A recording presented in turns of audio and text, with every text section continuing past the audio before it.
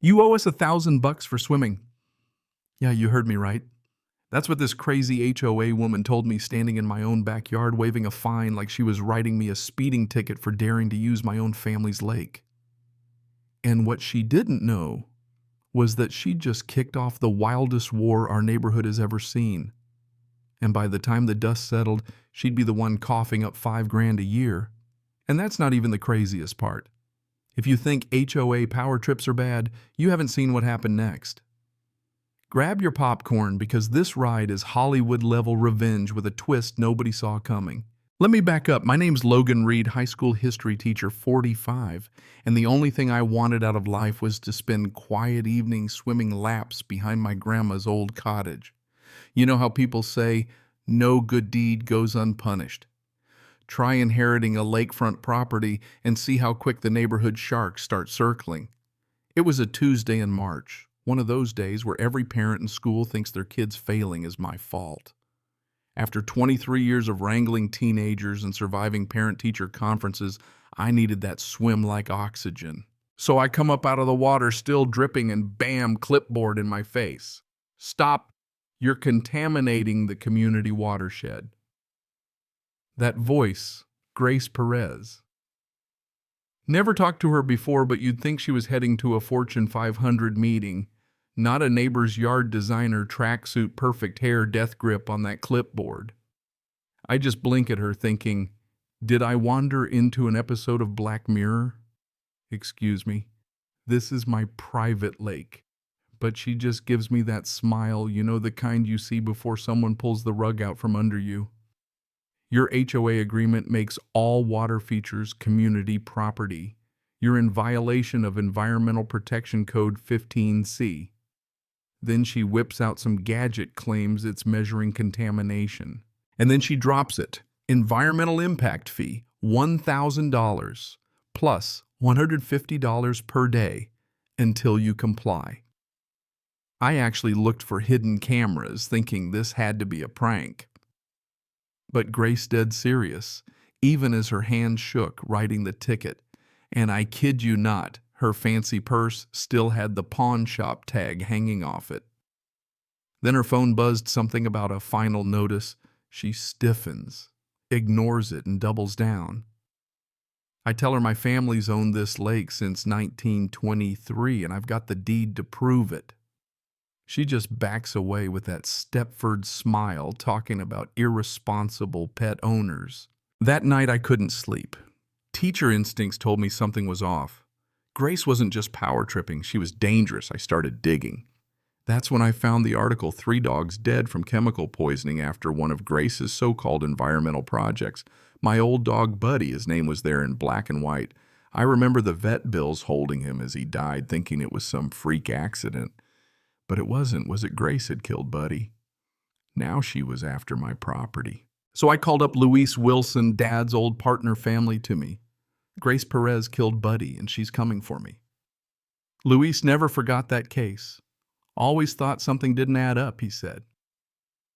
By morning, he'd run Grace's background $75,000 in gambling debt house in foreclosure, 3 months to pay, or she's out. She'd been issuing bogus violations to every high-value property on the street. Suddenly, it all made sense. Next morning, Grace is outside my fence, talking low on her phone. The teacher won't be a problem much longer. Just get it done by Friday. She sees me, waves, hangs up, same creepy smile. When Luis showed up with coffee and a thick file, he spread out Grace's finances on my kitchen table. Massive debts overdue, medical bills, a house slipping away. He called it textbook. When gambling fails, desperate people turn to fraud. And then the real fun started. Day 1, I get fined $400 for noise pollution from my swimming. Day 2, $550 for unauthorized dock modifications, the dock Grandma built in the 60s. By the end of the week, I was looking at $3,000 in fake violations. Grace was relentless, showing up, snapping photos, waving her gadget. But it wasn't just me.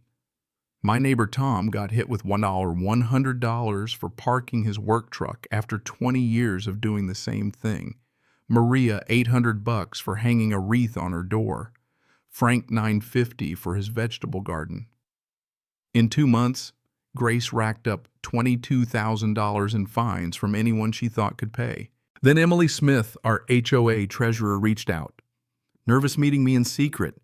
She'd found forged invoices, shell companies, and bank statements proving Grace had stolen $38,000 from our community fund. She threatened my job, Emily whispered, but I can't let her keep stealing from playground money. Luis hatches a plan. Get her to confess on tape. Act beaten. She'll get sloppy. I called Grace faked defeat, and sure enough, she invited me over. Her house was foreclosure chic, perfect lawn, fresh paint, and a foreclosure notice taped to the window. She wanted 50-50 ownership of my lake for the community. When I mentioned Buddy, she snapped, irresponsible pet owners endanger everyone. There it was, a confession to animal cruelty, all on tape. Luis stepped out, cuffs ready, and Grace went from predator to panicked in seconds. But as the squad car drove her away, I noticed a black sedan with out-of-state plates tailing them. Tom ran up. That car's been parked here for days. Emily said Grace was working with someone else. Arresting Grace wasn't the end, just the beginning. Community meeting that night packed tense. Grace's defenders blamed me for ruining her life. Her opponents demanded justice. I played the recording, her voice cold and cruel. Gasps. Still, some claimed it was edited.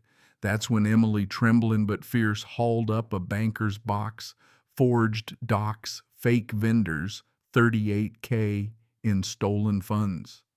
The crowd turned. Grace was voted out by 4 lousy votes. I offered to pay $5,000 a year for lake access, just to keep the HOA afloat after Grace cleaned out the accounts. Even that barely passed. And Grace wasn't done. Within 48 hours, a dozen parents at my school filed complaints calling me unstable. My principal suspended me pending investigation. My car got keyed, mailbox smashed, garage tagged, community destroyer in red spray paint. Someone egged my house nightly. Grace made bail, $35,000 cash. Somebody with deep pockets wanted her out. Then things got weird. Break-ins where nothing was stolen, just subtle drawers left ajar, computer files, accessed muddy footprints leading to the lake. Tom's security cam caught someone in full scuba gear crawling out of the water at 3 a.m. This isn't a burglar, Luis said. This is military level. Grace's defense lawyer painted her as a desperate widow victim of circumstance. But Emily's testimony was ironclad: bank records, forged documents, playground money gambled away. The jury took 3 days, but the verdict was guilty on all counts. 4 years and 8 months in prison, $45,000 restitution, banned from HOA leadership for life. But as Grace was dragged out screaming about conspiracies, I caught her lawyer handing a thick envelope to a sharp-dressed stranger who snapped photos of me with cold eyes. Luis just shook his head. "We're not done, Logan. Someone with big money is still out there." Meanwhile, my story went viral. HOA conferences wanted me to speak, $1,500 a pop, then $5,000, then a book deal. I started teaching courses online, how to fight HOA corruption, how to document evidence, how to rally your neighbors.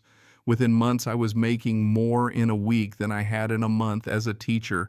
Lake access fees, corporate retreats, speaking gigs, I was swimming in cash. But the surveillance grew. PIs followed me, asked questions, installed bugs. Luis ran background checks. These weren't small-time operators. The breakthrough came when Grace called me from prison.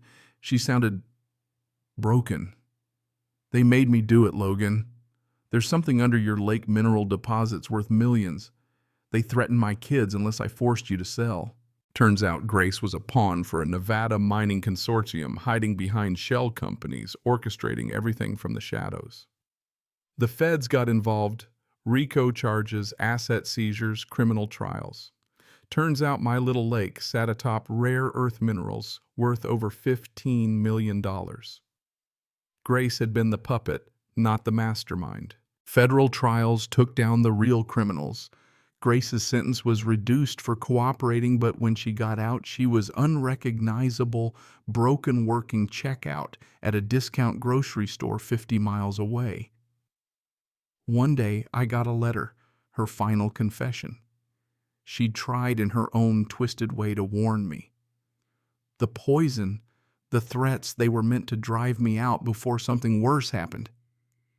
Didn't change what she did to Buddy, but I almost felt sorry for her. Now, I'm the guy people call when their HOA goes rogue. National news. Law school lectures 40,000 students in my HOA Defense Academy. Millions earned lakeside property, now the crown jewel of the county. Grace's $1,000 shakedown became $600,000 a year for me, and her downfall launched nationwide reform. But the real lesson: you never really know who's pulling the strings until you dig deep enough. So tell me, would you fight back or cut and run? Smash that like button if you're Team Justice, and let me know down below.